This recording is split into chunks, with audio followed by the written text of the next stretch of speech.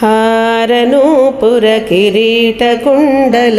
సాక్షాత్ పరమశివావతారమైనటువంటి శంకరాచార్యుల వారు పరదేవత మీద ఇచ్చినటువంటి పరమోత్కృష్టమైన స్తోత్రాలలో ఒకటి నవరత్నమాలిక.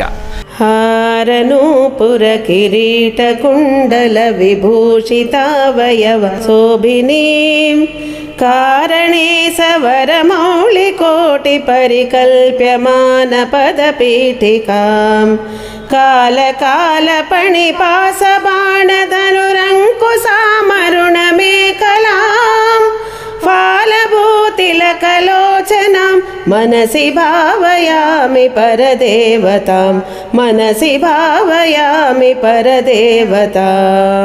నవరత్నమాలిక అనేటటువంటి మాటకి అర్థం ఏమిటంటే మాలిక అంటే దండ అని.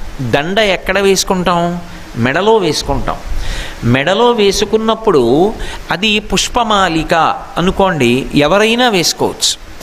ఈ మాలని మెడలో వేసుకున్నవాడు ఎవరుంటాడో అంటే ఈ మాల చదువుతున్నవాడు ఎవరుంటాడో వాడికి సర్వకాలముల యందు జగదంబ యొక్క రక్షణ కలుగుచున్నది.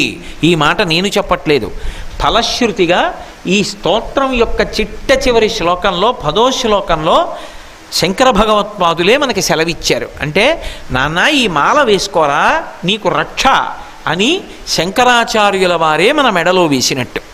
నిత్యమేవ నియమేన జల్పతాం భుక్తి ముక్తి ఫలదామభీష్టదాం శంకరేణ రచితాం సదా జపేత్ నామరత్న నవరత్న మాలికాం.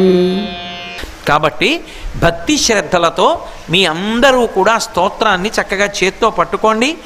ఇది మీరు పట్టుకోగానే ముందు మీకు జగద్గురువుల యొక్క దర్శనమై మీరు పరమ సంతోషంతో వారికి నమస్కారం చెయ్యాలి అనేటటువంటి ఉద్దేశ్యంతో కామాక్షి పరదేవత ముందు శ్రీచక్రం దగ్గర నిలబడి ఉన్నటువంటి శంకర భగవత్పాదుల యొక్క మూర్తిని వేయడం జరిగింది. సాధారణంగా గురువుగారు శిష్యుణ్ణి అనుగ్రహించి మాల వేసేటప్పుడు శిష్యుణ్ణి రక్షించుకోవడానికి గబగబా వచ్చి ఓ మాల వేస్తారు. అది స్తోత్ర రూపం కనుక కామాక్షి పరదేవత ముందు కూర్చునే చదవాలని నియమం లేదు, నిలబడి కూడా చదివి మనకు మాల వేయవచ్చు. ఆయన నిలబడి చదివి ఆ మాలనే మన కంఠంలో వేస్తున్నారు. అందుకే అక్కడ ఉన్నటువంటి శంకరాచార్యుల వారి 2 పాదములు ఇప్పుడు మీకు స్పష్టంగా కనపడతాయి. గురువుగారు అనేటప్పటికీ మొట్టమొదట మనం ఎక్కడ నమస్కారం చేస్తాం? గురువుగారి పాద పద్మములకు నమస్కారం చేస్తాం. ఆయన పద్మాసనం వేసుకుని కూర్చున్నారనుకోండి, ఆయన 2 పాదములు మీకు స్పష్టంగా కనపడవచ్చు, కనపడకపోవచ్చు. ఇప్పుడు ఇక్కడ వేసినటువంటి మూర్తిలో మీరు బాగా గమనిస్తే ఏకవస్త్రం మాత్రమే సన్యాసాశ్రమ నియమం ప్రకారం ధరించి కమండలాన్ని పక్కన పెట్టి 2 చేతులతో నమస్కారం చేస్తూ సత్యదండాన్ని భుజం మీద ఆంచుకుని సంప్రదాయ నిష్ఠాగరిష్ఠులైనటువంటి శంకర భగవత్పాదులు 2 పాదములు స్పష్టంగా మనకి కనపడేటట్టుగా నిలబడ్డారు. అంతకన్నా అసలు మనకి మొదట అదృష్టం ఏముంటుంది? వారు శంకర భగవత్పాద. ఎవరి పాదములు పట్టుకున్నంత మాత్రం చేత భగవంతుని యొక్క పాదములు అందుతాయో అటువంటి ఆ శ్రీపాదములు కనపడుతున్నాయి. ఇప్పుడు చూడండి, ముందు అసలు శంకరాచార్యుల వారు ఏదైనా ఒక స్తోత్రాన్ని రచన చేశారు అంటే శబ్దము అమ్మవారి స్వరూపం. శబ్ద బ్రహ్మమయీ చరాచరమయీ జ్యోతిర్మయీ వాంగ్మయీ అంటారు. ఆ వాంగ్మయ రూపంలో అమ్మవారిని యొక్క కటాక్షాన్ని అమ్మవారిని మనకి అందించేటప్పుడు వారు చేసేటటువంటి ఆ శబ్ద రచన ఎంత అందంగా ఉంటుందో. మహాకవులు శబ్దముల యొక్క కూర్పు కోసం ఎన్నడూ ప్రాకులాడరు. కానీ వారి రచనలో ఉన్న వైచిత్రి ఏమిటి అంటే వారు రచన చేస్తుంటే వారు ఏ భావనతో చేస్తున్నారో దానికి అనుగుణంగా పడిపోతాయి ఆ శ్లోకాలు. అసలు ఆ శ్లోకాలు చదువుతున్నప్పుడు వచ్చేటటువంటి శబ్దం ఎంత అందంగా పరదేవతానుగ్రహంగా ఉంటుందో చూడండి. ఎంత గొప్ప రచన చేశారో. అసలు ఆ స్తోత్రాన్ని చదువుతున్నప్పుడు అందులో ఉన్నటువంటి శాబ్దికమైన గుంభనం ఎంత అందంగా సమాసాలు పడేటట్టుగా. అసలు రత్నము అన్నప్పుడు ఒక రత్నం కన్నా ఒకటి ఎక్కువ, ఒక రత్నం కన్నా ఒక రత్నం తక్కువ ఉండదు. 9 రత్నములు అన్నందుకు 9 శ్లోకములు ఇచ్చి 10వ దాంట్లో ఫలశ్రుతి చెప్పారు. నిజంగా వారు అల్లినటువంటి ఈ స్తోత్రం మకుటాయమానం. ఇది అందరం కూడా కంఠంలో ధరించవలసినటువంటి మాలిక. అటువంటి మాలికని ప్రారంభం చేస్తూ వారు మొట్టమొదటి శ్లోకంలో అంటారు, హారనూపుర కిరీట కుండల విభూషితావయవ శోభినీం కారణే సవరమౌళి కోటి పరికల్ప్యమాన పదపీఠికాం కాలకాలపణిపాస బాణధనురంకుశామరుణమేకలాం ఫాలభూతిలకలోచనాం మనసి భావయామి పరదేవతాం మనసి భావయామి పరదేవతాం. ఇది మొదటి రత్నం. ఈ మొదటి రత్నం యొక్క విలువ, దానికి మనం ఎలా విలువ కట్టగలం? బాహ్యంలో రత్నం ఉందనుకోండి, ఆ రత్నము యొక్క విలువ కట్టగలిగినటువంటి వాడు ఒకడు ఉంటాడు. ఆ రత్నం యొక్క గొప్పతనం తెలుసున్న వాళ్ళు ఉంటారు. వాళ్ళు ఆ రత్నాన్ని చూసి ఇంత రత్నం అండి, దీనికి ఇంత విలువండి అని చెప్తారు. బాహ్యంలో రత్నానికి విలువ కడతారేమో, గురువుగారి చేత మనకి కాలంతో సంబంధం లేకుండా, అరగడానికి వీలు లేకుండా, కంటకతమైనంత మాత్రము చేత దేశకాలాదులతోటి ఆచారంతో సంబంధం లేకుండా రక్షించగలిగినటువంటి పరమాద్భుతమైన నవరత్నమాలికలోని ఈ మొదటి రత్నము ఏదని మీరు చెప్పగలరు? దాని విలువ ఎంతని చెప్పగలరు? ఆ రత్నం యొక్క విలువ కట్టాలంటే వాడు ఆ రత్నం తీసుకొచ్చిన వాడికన్నా గొప్పవాడై ఉండాలి. రత్నము ప్రకృతి యందు దొరుకుతుంది, కానీ మనని ప్రకృతిని దాటించగలిగినటువంటి స్థితిని ఇవ్వగలిగినటువంటి మహాపురుషులైన శంకర భగవత్పాదులు ఇచ్చినటువంటి రత్నానికి విలువ మనం కట్టగలమా? కట్టలేం. ఇంత గొప్ప రత్నాన్ని మనకిస్తే మనం ఎంత ఐశ్వర్యవంతులమయ్యాం ఉత్తరక్షణం. ఇటువంటివి 9 రత్నాలు మనకిచ్చారు ఆయన. కాబట్టి ఈ రత్నాన్ని చెయ్యవలసింది ఏమిట్రా అంటే కళ్ళకద్దుకుని మెళ్ళో వేసుకోవడం కాదు. కాదు, మీరు చదువుతుంటే గురువుగారే దాన్ని మీ మెళ్ళో వేస్తారు. ప్రథమ శ్లోకాన్ని రచన చేసేటప్పుడు శంకరాచార్యుల వారు ఇలా ఎవరిని దర్శనం చెయ్యాలి అన్నది ప్రతి రత్నానికి చిట్ట చివర చెప్తున్నారు. ప్రతి రత్నానికి అంటే ప్రతి శ్లోకానికి చిట్ట చివరి పాదంలో చెప్తున్నారు, మనసి భావయామి పరదేవతాం మనసి భావయామి పరదేవతాం. మనసి భావయామి పరదేవతాం, నేను మనసుతో పరదేవతను భావించుచున్నాను. మనసులో పరదేవతను భావించుచున్నాను. ఎలా భావన చేస్తున్నాను అమ్మవారిని అన్నదానికి మనకి కొన్ని అవకాశాలని ఆయన అందించారు. ఇదిగో ఇలా భావన చెయ్యవలసి ఉంటుంది అని మనకి ఆధారం కల్పించారు. అసలు మనసుతో భావన చేస్తే గొప్ప, పూజ చేస్తే గొప్ప? ఇదో వెంటనే ఓ ప్రశ్న వస్తుంది కదా. మనసి భావయామి పరదేవతాం అంటున్నారు కదా శంకరాచార్యుల వారు. మనసి భావయామి పరదేవతాం అన్నప్పుడు అమ్మవారిని మనసులో భావన చేస్తే సరిపోతుందా? పూజ చేస్తే ఎక్కువ విలువ అంటే మీరు ఒకటి బాగా జ్ఞాపకం పెట్టుకోండి. దేవీ మాహాత్మ్యకాండ అని ఒకటి ఉంది మార్కండేయ పురాణంలో. అందులో అమ్మవారి గురించి ఒక గొప్ప రహస్యం. సృష్టికర్త, స్థితికర్త, ప్రళయకర్త, 9 గ్రహములు, దిక్పాలకులు, భూమి, వీళ్ళందరూ కూడా ఏవైనా దుష్ఫలితములను ఇవ్వాలి అని అనుకున్నా కూడా ఇవ్వకుండా ఆనుకూల్యతని ప్రకటించవలసిన సమయము ఎప్పుడు ఆసన్నమవుతుంది. 9 గ్రహాలు ఉన్నాయనుకోండి, అందులో ఏదో ఒక గ్రహం చాలా ఉగ్రంగా ఉంది, అది దుష్ఫలితాలు ఇవ్వాలనుకుంటోంది. కానీ ఆ గ్రహం అలా ఇవ్వకుండా ఎప్పుడు ఆగిపోవాలి. లేకపోతే దేవతలే ఇవ్వాలనుకుంటున్నారు, దేవతలు కూడా ఇవ్వకుండా ఎప్పుడు ఆగిపోవలసి ఉంటుంది. అంటే జగదంబని ఎవరైనా రోజు మొత్తం మీద ఒక్కసారి ధ్యానం చేస్తే, ఒక్కసారి అమ్మవారిని మనసులో భావన చేస్తే, అలా భావన చేసిన వాడు ఎవరుంటాడో వాడి జోలికి వీళ్ళు వెళ్ళకూడదు అని నియమం. ఎందుకంటే మనకి 3 విషయాలకి 3 ప్రమాణ గ్రంథములు అని చెప్తారు. మనకి చూడండి, మోక్షము చిట్ట చివరిది. ప్రధానంగా 3 అనుష్ఠిస్తాం, ధర్మము, అర్థము, కామము. వీటి వలన వచ్చేటటువంటిది మోక్షము.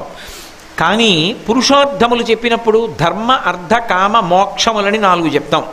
ఇందులో ధర్మము అనేటటువంటిది ఆచరించవలసిన విషయం. ధర్మమును ఆచరించాలి అంటే ఏది ఉండాలి? శక్తి ఉండాలి. శక్తి లేకుండా ధర్మాచరణం ఎలా చేస్తారు? సంధ్యావందనం చెయ్యాలి, ఆచమనం చేయాలా? ఆచమనం చెయ్యాలి అంటే శక్తి ఉండాలా? ఉద్ధరిణితో నీళ్లు కుడి చేతిలో వేసుకొని లోపలికి పుచ్చుకోవడానికి చెయ్యి కదలాలా? అర్ఘ్యం ఇవ్వాలంటే రెండు చేతులు కదలాలా? జపం చేసుకోవాలంటే కూర్చోవాలా? ఏ పని చెయ్యాలన్నా ధర్మాచరణమునందు శక్తి కావాలి. అందుకే ధర్మము అనేటటువంటి మాటలో శక్తి ఉంటే ఆ ధర్మాచరణము వలన అర్థముగా అంటే ఫలితముగా అమ్మవారే అనుగ్రహిస్తుంది మనల్ని. ఆ అర్థము లభించడానికి ధర్మం అవసరం. ఇప్పుడు ఈ ధర్మము కదలికలైతే ధర్మమునకు ఫలితముగా వచ్చి వృద్ధికారకమైనటువంటిది ఏది అంటే అర్థము. అదే అమ్మవారి యొక్క స్వరూపం. ఇప్పుడు ఇందులో మీరు ఒక్క విషయాన్ని జాగ్రత్తగా గమనించండి. మార్కండేయ పురాణాంతర్గతమైనటువంటి దేవీ మాహాత్మ్యమునందు ఒక విషయం ప్రస్తావించబడింది. ధర్మమును చెప్పాలి అంటే మనుధర్మశాస్త్రం చెప్తుంది. అర్థము గురించి చెప్పాలి అంటే దేవీ మాహాత్మ్యం చెప్తుంది.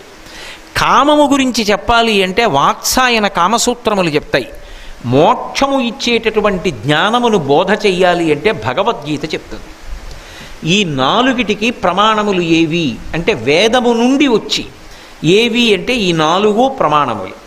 ఇందులో అర్థము అన్న మాట కేవలం ఏదో ధర్మానుష్ఠానం వలన వచ్చిన ఫలితము అంటే పుణ్యము అనే కాకుండా ఇంకొక అర్థం కూడా ఉంది. సమస్త భోగ ఉపకరణ సముచ్చయము అని.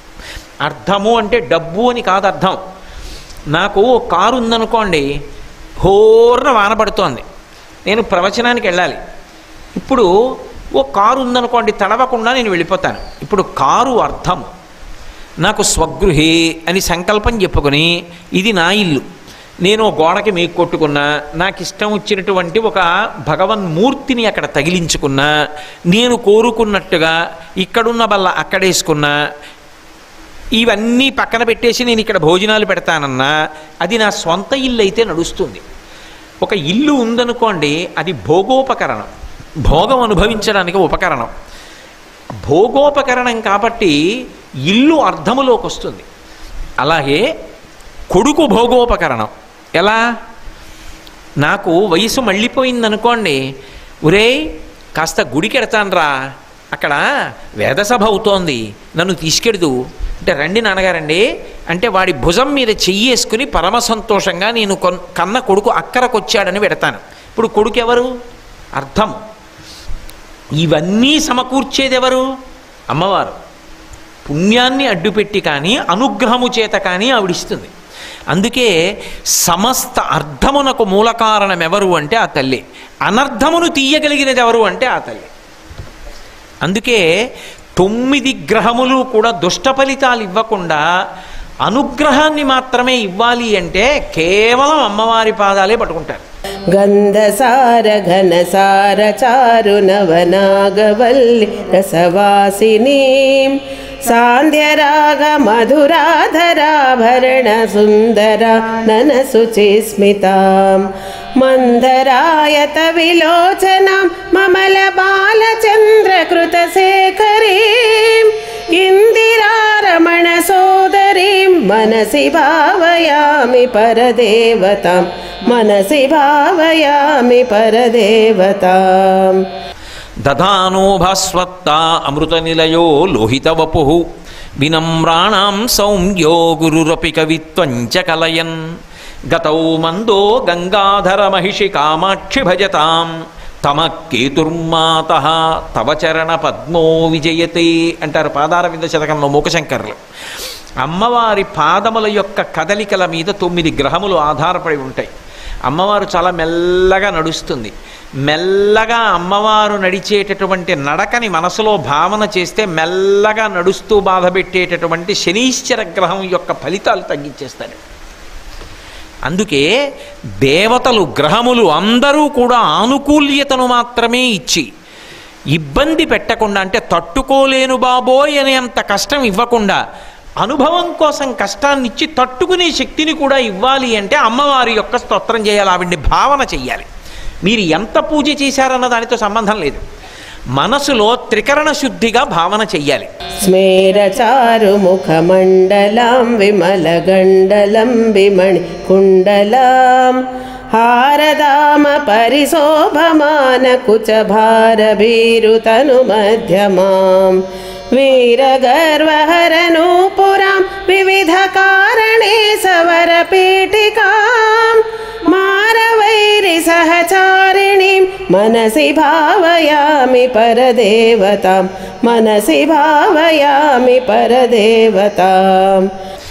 మీరు ఒక్క విషయం ఆలోచించండి. భావన చెయ్యండి అని నేను అన్నాను అనుకోండి, మీరు ఎలా భావన చెయ్యాలి? కంచి కామాక్షిని భావన చేయాలా, కాశీ విశాలాక్షిన, మధుర మీనాక్షిన, లేకపోతే మారియమ్మన్న? ఎవరిని భావన చేసేది?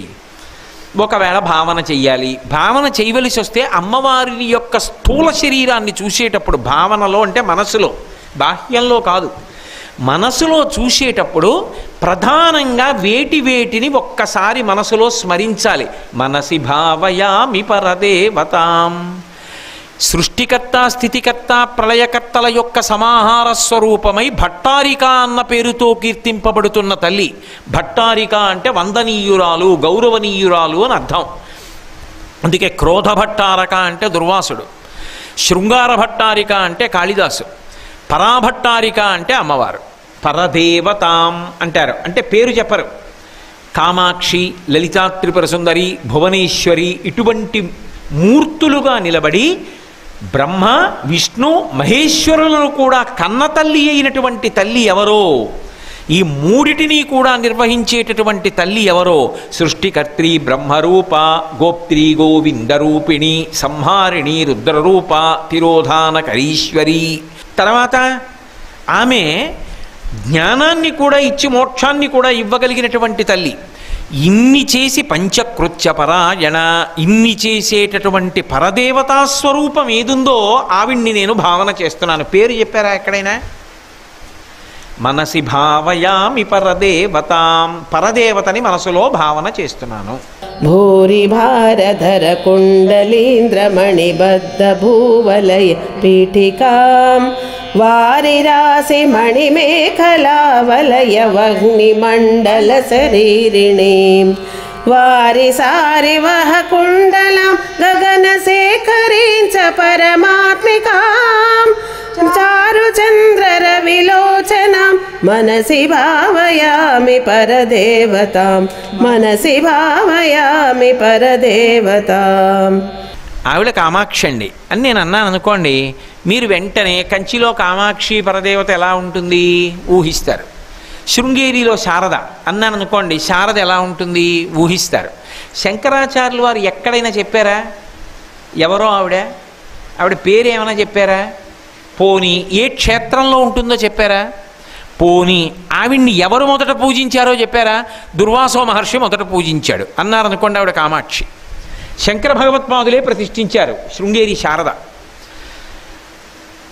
ఏం చెప్పారు? ఆయన ఎక్కడ ఏ క్షేత్రంలో ఉంటుందో చెప్పలేదు, ఎవరు స్తోత్రం చేశారో చెప్పలేదు, ఏ పేరుతో ఉంటుందో చెప్పలేదు. ఆయన చెప్పింది ఏమిటంటే సృష్టి స్థితి లయ మూడు కూడా చేసి తిరోధానము మోక్షము కూడా ఇవ్వగలిగినటువంటి పరదేవతా స్వరూపిణిని భావన చేస్తున్నాను. ఎలా చేస్తారు? చేయగలరా? ఆమె రూపం ఏమిటి, ఆవిడ పేరు ఏమిటి, ఆవిడ ఎక్కడ ఉంటుంది, ఎలా పట్టుకోవడం? అందుకని మనసి భావయామి పరదేవతాం. అలా భావన చేస్తే ఇంత రక్షణ. కానీ అలా ఎలా భావన చేయడం, ఎలా చూడడం? మనసులో భావించాలంటే ఇలా ఉంటుందండి అనాలి కదా, అంటే కదా భావన చేయడం. ఆవిడ ఎలా ఉంటుంది అంటే శంకర భగవత్పాదుల యొక్క ప్రతిభ అక్కడుంది. అసలు మీరు భావన చెయ్యండి అని ఆయన వదిలిపెట్టలేదు. మనసి భావయామి పరదేవతాం అంటే మాల వేయడం మొదలెట్టారు. అంటే దాని అర్థం ఏమిటి? మాల వేయడానికి యోగ్యతని మనకి కల్పిస్తున్నారు ఆయన. మనసులో భావన చేయడం మొదలుపెట్టబోయ్ ఎవరినండి? పరదేవతని. ఎలా ఉంటుంది ఏమో, ఏమని చెప్పను, 4 చేతులతోటి ఏదో చెరుకు విల్లు 5 బాణాలు పట్టుకొని అభయముద్ర వరదముద్ర పట్టుకుంది అనుకోండి భువనేశ్వరీదేవి. ఏదో 4 చేతులుండి ధనస్సు, అంకుశము, బాణము, పాశము ఉన్నాయనుకోండి లలితాపరాభట్టారిక లేదా కామాక్షి. లేదు, ఎడం చేతిలో పుస్తకాలు పట్టుకొని కుడి చేతిలో జపమాల పట్టుకొని కుడి చేతి వైపు అభయహస్తం పెట్టి పైన అమృతపాత్ర పట్టుకుందనుకోండి, పద్మాసనం వేసుకుని శారద, ఎవరిని నేను భావన చేయను, ఏ రూపంతో భావన చేయను? మనసుకి ఆలంబనం ఏది? ఇప్పుడు చేయడానికి సిద్ధంగా ఉన్నాను. శంకరాచార్యులు వారు అన్నారు, మనసి భావయామి పరదేవతాం, మనసులో భావన చేస్తున్నాను అని ఆయన అంటున్నారంటే నువ్వు చెయ్యి. ఎవరిని చేయను, ఎలా చేయను? సరే నీ చెప్తున్నాను, భువనేశ్వరిని చెయ్యి. ఏమన్నా భువనేశ్వరిని చెయ్యి అంటున్నారు, ఆవిడ ఎలా ఉంటుంది అని నన్ను అడిగితే, భువనేశ్వరి తెలీదా నీకు? కాత్యాయని చెయ్యి. కాత్యాయని ఎలా ఉంటుందండి అంటే ఏదో అందించడం కాదు, శంకరుల యొక్క ప్రజ్ఞ ఎక్కడుంటుందంటే పేరు చెప్పరు. పేరు చెప్పకుండా ఒక్కొక్కటి చెప్తారు. అంత గొప్ప నవరత్న మాలిక తయారు చేసి దీన్ని మీరందరూ ధరించండి, కంఠమునందు ధరించండి. ఆ మాల పైకి ఉంటుంది. ఈ మాల కంఠగతము కావాలి అంటే లోపల ఉండాలి. మీరు ఎప్పుడెప్పుడు చదువుతున్నారో అప్పుడప్పుడు మీ కంఠమునకు ఇది మాలిక, ఇది ఆభరణము. మీ కంఠమునందున్న ఈ మాల మిమ్ములను సర్వకాలములయందు రక్ష చేస్తుందని మనందరికీ కూడా జగద్గురువులైనటువంటి శంకర భగవత్పాదులు రక్షణ కొరకు అనుగ్రహించినటువంటి పరమాద్భుతమైనటువంటి స్తోత్రమే నవరత్నమాలికా స్తోత్రం. కుండల త్రివిధ కోణ మండల విహార షడ్దల సముల్లసత్ పుండరీక ముఖ భేదినీం తరుణ చండ భాను తడిదుజ్వలాం మండలేందు పరివాహితామృత తరంగిణీ మరుణ రూపిణీ మండలాంతమణి దీపికాం మనసి భావయామి పరదేవతాం మనసి భావయామి పరదేవతాం వారణానన మయూరవాహ ముఖదాహ వారణ పయోధరాం చారణాధిసురసుందరీ చికురశేఖరీ కృతపదాంబుజాం కారణాధిపతి పంచక ప్రకృతి కారణ ప్రథమ మాతృకాం వారణాంత సుఖపారణం మనసి భావయామి పరదేవతాం మనసి భావయామి పరదేవతాం పద్మకాంతి పదపాణి పల్లవ పయోధరానన సరోరుహాం పద్మరాగమణి మేఖలావలయిని విశోభిత నితంబినీం పద్మ సంభవ సదాశివాంతమయ పంచరత్న పదపీఠికాం పద్మినీం ప్రణవరూపిణీం మనసి భావయామి పరదేవతాం మనసి భావయామి పరదేవతాం ఆగమ ప్రణవ పీఠికామలవర్ణ మంగళ శరీరిణీం ఆగమావయవ శోభినీం అఖిల వేద సారకృత శేఖరీం మూలమంత్రముఖమండలాం ముదితనాద బిందు నవయౌవనాం మాతృకాం త్రిపుర